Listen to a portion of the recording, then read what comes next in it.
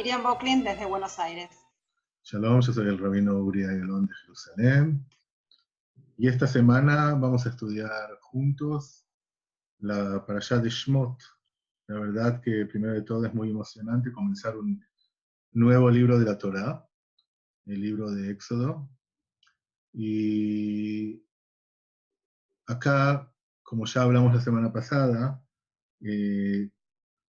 comienza de vuelta, o comienza el relato con el pueblo de Israel, ya no una familia, sino el pueblo, y comenzamos el relato con la muerte del faraón, con eso que Egipto y los egipcios tienen miedo que el crecimiento del pueblo judío va a ser un peligro para el pueblo egipcio, y entonces el nuevo faraón decide hacer un proceso para parar el crecimiento del pueblo, que comienza de una manera de ese pensamiento de cómo parar el crecimiento del pueblo, y sigue hasta que llega hasta que el pueblo es un pueblo de esclavos. Que ese es el comienzo. Desde ahí ya entramos al relato que pienso que va a ser el centro de nuestro estudio hoy, sobre Moshe. Moshe, que nace a una familia judía y, por lo que pide el faraón, están obligados de tirarlo al Nilo. Entonces, lo que hacen en el relato famoso, lo ponen como un barquito pequeño, y ahí lo salva la hija del faraón y su hermana Miriam, y de ahí llega al palacio, y el príncipe Moshe se hace consciente de algo que está pasando afuera de ese palacio, que está pasando con sus hermanos judíos, y desde ese punto que ve la esclavitud, que está buscando la justicia y que mata a uno de los egipcios para salvar al judío por la violencia que sufre, y de ahí se tiene que escapar. De ahí comienza el relato. Y la pregunta que vamos a hacer hoy es ¿por qué? ¿Por qué al final de todo Dios elige a Moshe como el futuro líder del pueblo judío, que lo va a sacar de Egipto, lo va a sacar de la esclavitud y va a formar un pueblo libre?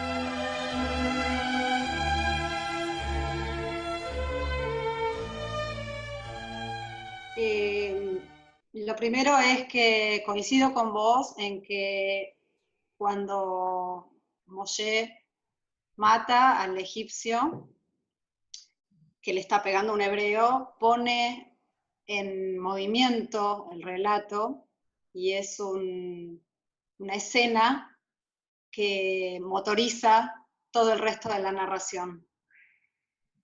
Después él se va a tener que escapar a Midian, y es ahí que va a tener esta epifanía, este momento de revelación divina, en el que ve la zarza ardiente, este arbusto que está en llamas. De hecho es como un malaja Elohim, digamos, que lo enciende, es el ángel de Dios que lo enciende, pero es un arbusto que no se termina de consumir. El fuego no lo termina de quemar.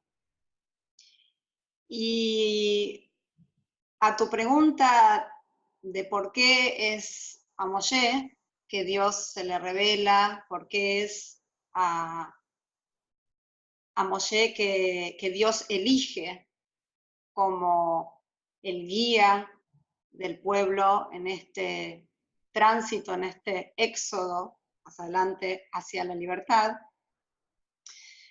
Yo creo que hay varias características que hacen de él el elegido.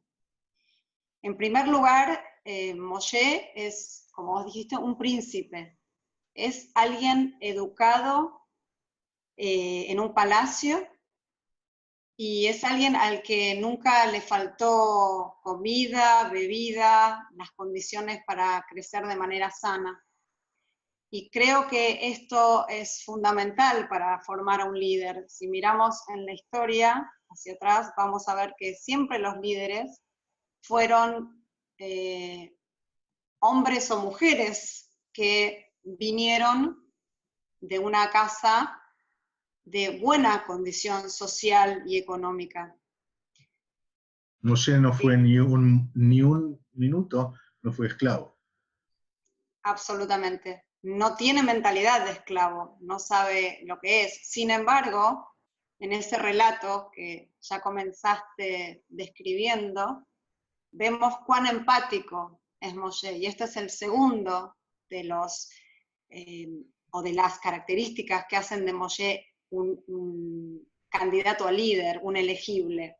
Es decir, es un hombre sin dudas solidario y empático con el dolor del otro. Él podría haber pasado de largo, sin embargo, lo impacta, lo afecta, ver cómo un egipcio le pega a un hebreo y él se siente parte, sin dudas, ahí de esa casa materna, ¿no? de la cual proviene. Según entiendo, él nunca perdió, o según dice el Midrash, nunca perdió contacto con su casa materna. Y bueno, creo que son estas dos características las que hacen de Moshe alguien que es capaz de resonar con el otro. Y tiene una identidad, sin dudas, originaria y en la que él se siente parte de ese pueblo hebreo, pero sin embargo vamos a ver que cuando va a Midian y cuando ayuda a las mujeres a defenderse de otros que no las dejaban tomar agua del aljibe, las mujeres le relatan a Yitro, a su futuro suegro, que es un mitzri el que la salvó, que es un egipcio. Con lo cual, también vemos ahí como una combinación cultural dentro del personaje de Moshe. Es interesante que hablas de las mujeres, porque las mujeres, hay muchas mujeres en el relato desde el comienzo de la parasha.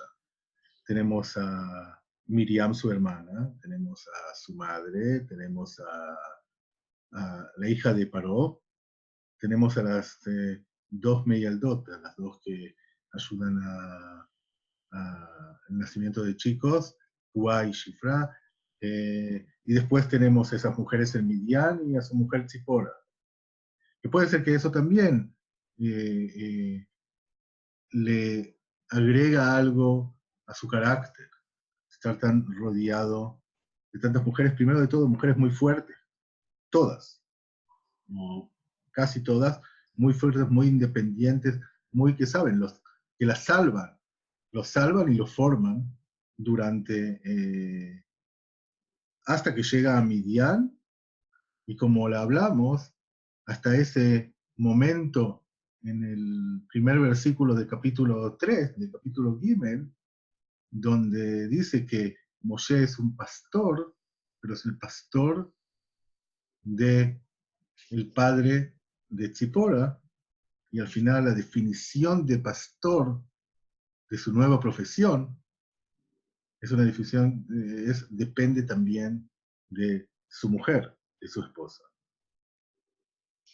Sí, como vos decís, tienen las mujeres un rol protagónico en su vida.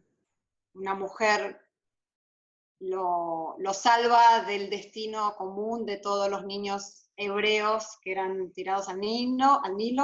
Esta mujer se le ocurre colocarlo en una canasta. Rescato que su madre es una mujer de fe, porque de alguna manera está decidiendo o apostando, más que decidiendo, a que ese chico se puede salvar. Lo rescata, como bien decías, la princesa, la hija de Paró, le salva la vida, lo nombra, le da identidad, lo llama Moshe, porque de las aguas lo salvé o se salvó. Miriam ve que es salvado y llama para que lo amamante su propia madre, que me parece interesantísimo esto también, cómo lo nutre su propia madre, aún habiéndolo dejado partir, obligada, por supuesto. Y luego, como vos decís, se casa con Tzipora, y Tro le da su hija Tzipora para que sea su esposa, y ella define su quehacer, ¿no? Es decir, la tarea de él es Roetzón, es un pastor que cuida al rebaño, que por otro lado es toda una metáfora teniendo en cuenta que lo que él va a hacer es acompañar al pueblo y liderarlo hacia la tierra prometida, que es un verdadero elemento simbólico que no se puede soslayar.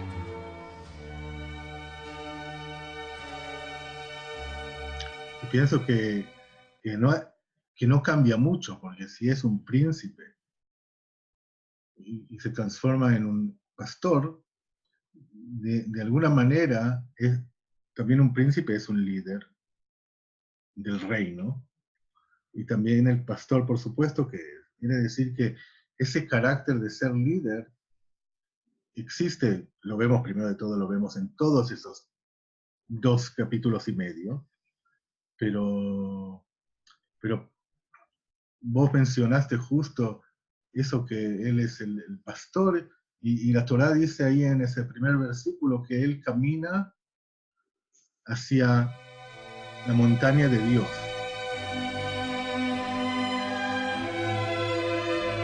Donde va a haber el Sne, hacia la montaña de Dios. Y esa montaña de Dios es un lugar interesante, si es la montaña de Dios o si es la montaña que Dios decide en ese momento llamarla la montaña de Dios. Y podía ser cualquier montaña que está ahí, y no una específica, sino que la caminata de Moshe a ese lugar, y eso que Dios le dice, sacate tus zapatos porque estás parado en un lugar sagrado. Moshe formó el lugar sagrado con todo su liderazgo como pastor. Yo veo del mismo modo que vos esta escena en el desierto cuando Dios le pide que se saque los zapatos porque está pisando tierra sagrada. Creo que es un claro mensaje para el lector, para nosotros. Lo sagrado tiene que ver con lo que uno hace sagrado, con el tiempo y con el momento y con lo que uno hace, con las acciones. No tiene que ver con el lugar.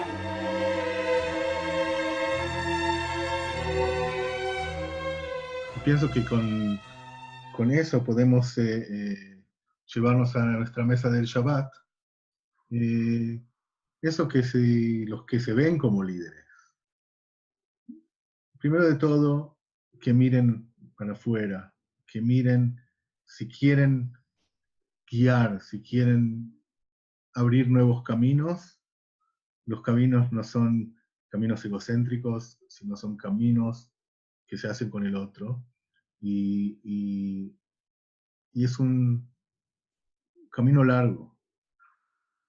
Moshe hace un camino, en esos 3 capítulos, hace un camino muy largo para llegar a ese momento divino del encuentro con Dios. Bueno, entonces también con estas palabras te digo Shabbat Shalom Umeboraj y agradecerte una vez más por permitirme hacer contigo estos comentarios que disfruto mucho y espero que los que nos escuchan también. Shabbat Shalom desde Jerusalén. Shabbat Shalom desde Buenos Aires.